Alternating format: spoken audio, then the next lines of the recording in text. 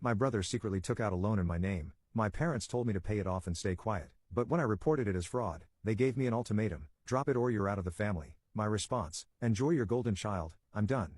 I still remember the exact moment my world turned upside down. I was sitting in my tiny apartment, sipping on my first cup of coffee that Saturday morning, enjoying the rare peace of having no obligations for the day. My phone buzzed with an email notification. Your payment is overdue. Please remit $3,573 immediately to avoid penalties. I frowned, my heart skipping a beat. I didn't have any loans. I wasn't behind on any payments. Hell, I was the kind of person who paid my credit card bill the second I used it just to avoid debt. I clicked the email open and read through it again. It was from a bank I didn't recognize, tied to a loan I had never applied for. At first, I assumed it was some kind of scam. But then I noticed the details: my name, my address, even my social security number. This wasn't a phishing attempt, it was real. A cold wave of realization washed over me as I dialed the bank's customer service. The woman on the other end was polite but firm. Yes, the loan was taken out under my name. No, it wasn't a mistake. The funds had been deposited 3 months ago into an account that was suspiciously familiar. An account that belonged to my brother, Mark.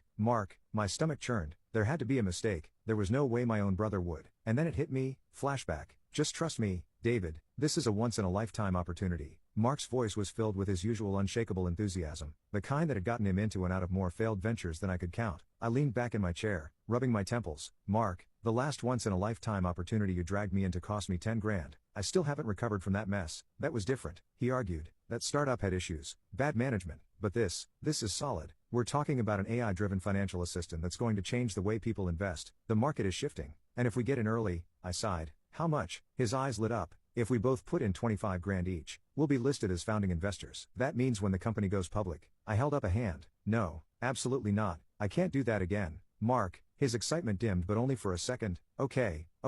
What if you don't invest directly? What if you just help me secure a loan temporarily, just to get my foot in the door? I shot him a sharp look. What do you mean secure a loan? He shifted in his seat, playing it off as casual. Just a simple document, general power of attorney. It would let me handle some financial transactions in your name. Strictly for the investment, nothing else. You know I'd never do anything to screw you over. I hesitated. Mark was reckless, but he wasn't a bad person. He was my brother, he had big dreams, and I had seen firsthand how hard he worked to make them happen. This is the last time, I said firmly, grabbing a pen. If this goes south, I'm done. No more investments, no more schemes. You want money, go get a job like everyone else. Mark grinned and clapped me on the shoulder. You won't regret this, bro. We're going to make millions. We made exactly zero. The startup went under within 6 months. The founders disappeared, and Mark was left scrambling to pay off debts. He begged me for more time, swearing he'd fix it. I refused. I told him I was done funding his dreams, that he needed to grow up and face reality. That was the last time we spoke about it. Or so I thought. Present. I stared at the email on my phone, my stomach twisting. The general power of attorney, that's how he did it. That's how he had taken out a loan in my name without me knowing. He still had access, and he had used it.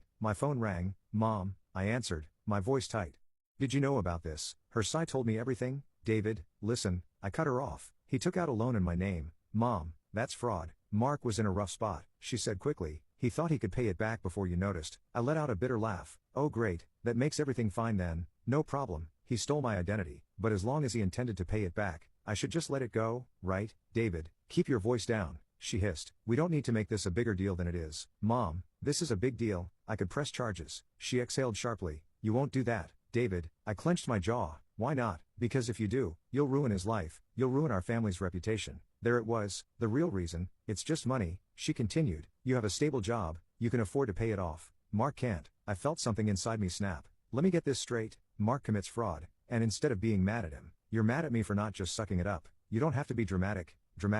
Mom, this is illegal. There was a pause, then her voice dropped to a dangerous whisper. You're going to pay off that loan, and you're going to keep your mouth shut. That's what a good son would do. I hung up without another word. I sat there for a long time, staring at my phone, my mind racing. My own mother had just told me to pay off a fraudulent loan and keep quiet because that's what a good son would do. I should have seen this coming. Mark had always been reckless, always chasing the next big idea, always swearing that he was one step away from making it big, and every time he failed, someone else, usually me, was left cleaning up his mess. Not this time. I grabbed my jacket and keys, heading straight to my parents' house. The moment I stepped inside, I could feel the tension in the air. My mother was in the kitchen, arms crossed, lips pressed into a thin line. My father sat in his recliner, flipping through a newspaper like nothing was happening. And Mark was sitting on the couch, his phone in one hand, a beer in the other, looking bored. David, listen, my mother started. But I held up a hand. Where's the money? I demanded, staring directly at Mark. He blinked, then smirked like this was some minor inconvenience. What money? The loan. The one you took out in my name.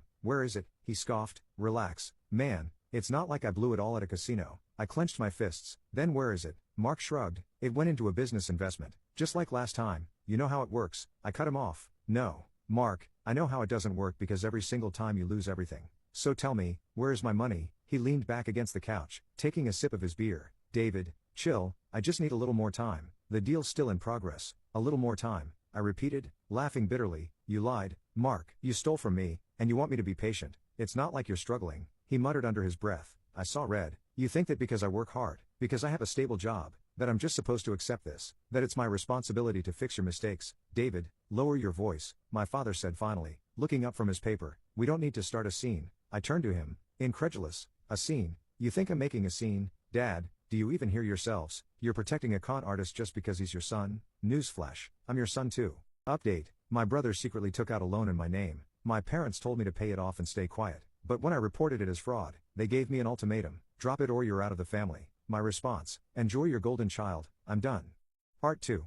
Mark just made a mistake, my mother said, her voice laced with forced calm. It's not worth destroying the family over. I let out a hollow laugh. Destroying the family? That's rich. Mark destroyed this family years ago, but you keep pretending he's just a misunderstood genius. My brother scoffed. You've always been so dramatic. That was it. You know what? I said, my voice eerily calm. You fix this yourself. Mark blinked. What? You heard me. This is your debt. Not mine, not mom and dad's, yours. You're going to pay it back or you're going to deal with the consequences. My mother stiffened. David, please. I turned to her. No, you had your chance to do the right thing, and you chose him, so now I choose me. Mark sat forward, his smirk finally fading. Whoa, whoa, whoa, what are you saying? I stepped closer. I'm saying that I'm not paying that loan. I'm calling the bank first thing Monday and reporting it as fraud. You can explain yourself to them. His face paled. David, come on, you don't want to do that. Actually, I said, grabbing my keys, I really do. Then I walked out, slamming the door behind me. I barely made it through the night without smashing something. My mind kept replaying the conversation, the way my parents had defended him like he was some helpless child, the audacity of it all. But nothing could have prepared me for what came next. The next morning, I drove straight to Mark's apartment. I wasn't going to wait around. I wanted answers. When he opened the door, he looked far too relaxed for someone who had just committed fraud. He was in sweatpants, sipping coffee, his phone in one hand. David, he said, smirking, you're up early. I pushed past him into the apartment. We need to talk. He sighed dramatically, shutting the door. Let me guess, about the loan. I clenched my jaw. Absolutely right, about the loan. You stole from me, Mark. You took out a loan in my name and spent the money. You're going to fix this. He exhaled like he was already bored of the conversation. Oh, come on, it's not that serious. I stepped closer. Not that serious. You put me in debt without my consent. I've already contacted the bank. They're investigating. That's when it happened. Mark didn't panic. He didn't stutter or try to explain. Instead, he leaned against the kitchen counter and smiled. Let them investigate, he said, taking a sip of coffee. I frowned. What are you talking about? He smiled, shaking his head as if I completely misunderstood the situation. David, you gave me power of attorney, remember? I froze. Mark saw my reaction and chuckled. Oh, now you remember. Huh, you signed over legal authority for me to handle financial transactions in your name, so technically, I didn't do anything wrong. My stomach turned to stone. You abused that power, Mark, he shrugged. Call it what you want. The fact is, I had legal permission to take out that loan. So go ahead, report it, see how far it gets you.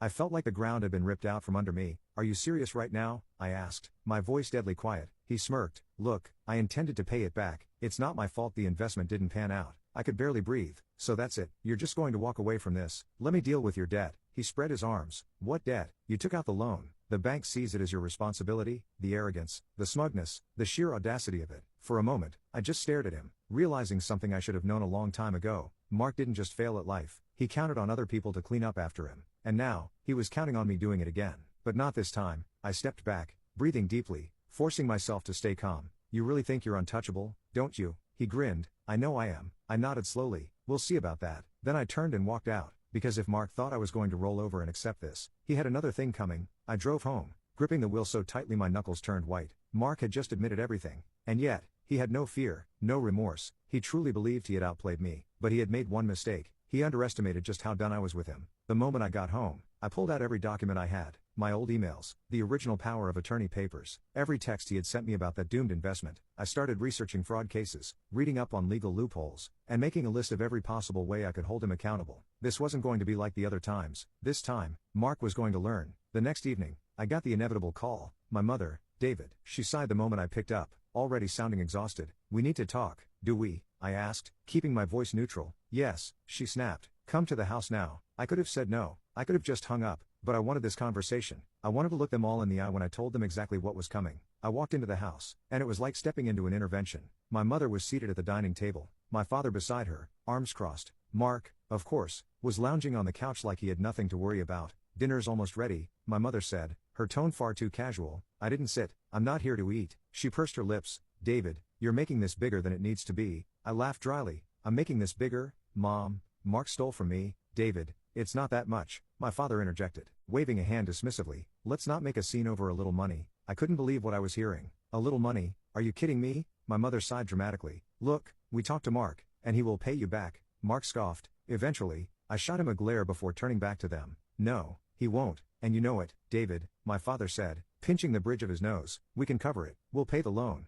and you can just drop this whole thing. I clenched my jaw. You're willing to bail him out again? My mother leaned forward, her voice softening like she thought she could still control me. Sweetheart, just let this go. Your family forgives. I shook my head. Family doesn't do what he did. Come on, my father said. It's not like he robbed you. Yes, I cut in coldly. He did. Mark rolled his eyes, leaning back in his chair. God, you're so dramatic. I turned to him, stepping closer. You think this is a game, don't you? You think you can keep using people, and there'll be no consequences? Relax, man. He smirked. You can't do anything. I had legal authorization. The bank sees you as the borrower. So yeah, call the cops, sue me, whatever. It won't go anywhere. I leaned in slightly, just enough so he could see the fury in my eyes. Watch me. His smirk faltered for the first time. I turned back to my parents. And if you think this time, I'm going to be the good son who just fixes everything, you're dead wrong, David, my mother warned. No, I snapped. Enough. I have let him get away with this for years. I let you two make excuses for him. I let you guilt me into fixing his messes. But this time, he crossed the line.